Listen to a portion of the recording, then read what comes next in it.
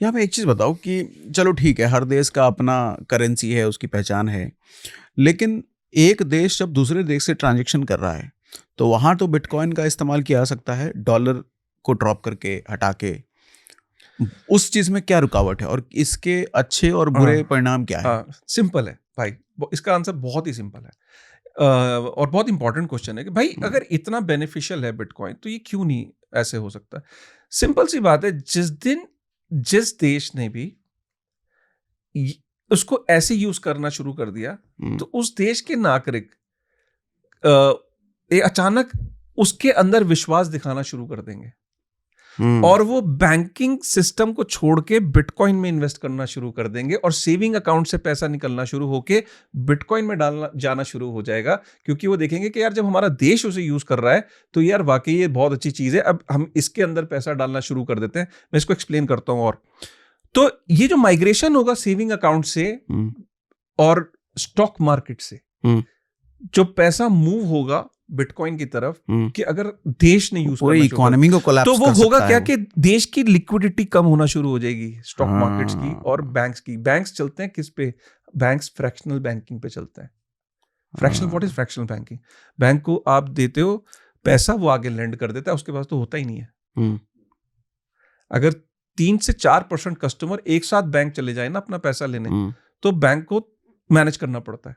कभी शेयर आपने देखा? मार्केट से पैसा निकलने लग गया, कंपनियों के पास पैसे नहीं रहेंगे। हाँ, तो बहुत ज्यादा, अगर कोई भी देश आज तक ऐसा नहीं है बाय द वे हुँ, जिसने ये करा हो, तो क्योंकि वो कर ही इसलिए नहीं रहा है क्योंकि जिस दिन उन्होंने ये कर दिया, उस दिन लिक्विडिटी बाकी चीजों से कम होके उधर चल जाना शुरू हो जाएगी।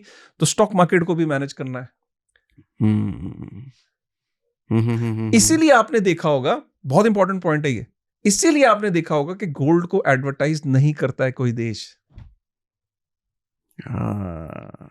क्योंकि जिस दिन गोल्ड को एडवर्टाइज करना शुरू कर दिया, हुँ, तो उस दिन लिक्विडिटी और चीजों से निकल के गोल्ड में अगर चली गई, तो इधर से लिक्विडिटी कम होगी, तो ये मार्केट्स बैठेंगी, हुँ, सेविंग अकाउंट से पैसा निकलेगा, एफडी से पैसा निकलेगा। हुँ। तो इकोनॉमी में लेंड करने के लिए पैसा नहीं होगा, मनी सप्लाई पे इसका इफेक्ट आएगा और गोल्ड जो है वो बूम कर जाएगा। इसलिए गोल्ड का कोई भी देश आज तक दुनिया में ऐसा नहीं है जो उसकी एडवर्टीजमेंट करता हो। ये लोग खुद, अच्छा, क्या ये ये लोग खुद करते हैं। क्या ये भी रीज़न है कि जैसे आप देखो, अगर आप डिजिटली गोल्ड खरीदो, ईटीएफ वगैरह खरीदो, गोल्ड के म्यूचुअल फंड में पैसा लगाओ, तो कितना भी लगा लो। लेकिन फिजिकली गोल्ड रखने की एक सीमा है, इससे ज़्यादा फिजिकल गोल्ड नहीं रख सकते आप। हाँ मतलब सरकार चाहती है कि आप ज़्यादा गोल्ड होल्ड मत हाँ, करो। एग्जैक्टली एग्जैक्टली, बहुत अच्छा पॉइंट आपने हाँ, रेज किया। बिकॉज इंडिया की वैसे भी गोल्ड एक बहुत दुख देता है हमें एज ए इकोनॉमी, हुँ, क्योंकि हमारे यहाँ प्रोड्यूस नहीं होता।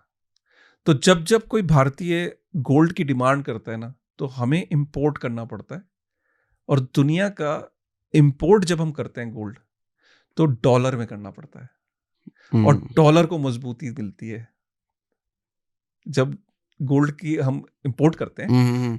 तो दुनिया में इंटरनेशनल ट्रेड डॉलर में होता है। हाँ, जब हमें गोल्ड मंगाना पड़ता है, तो वो भी हमें डॉलर में मंगाना पड़ता है। तो जब जब किसी इकोनॉमी में गोल्ड की डिमांड बहुत पड़ती है, हुँ, तो वो डॉलर हमारा डिपेंडेंस बढ़ती है और डॉलर पे, right. So India is one of the largest consumer. तो इसीलिए हमारे देश में गोल्ड की एडवर्टाइजमेंट नहीं होती है।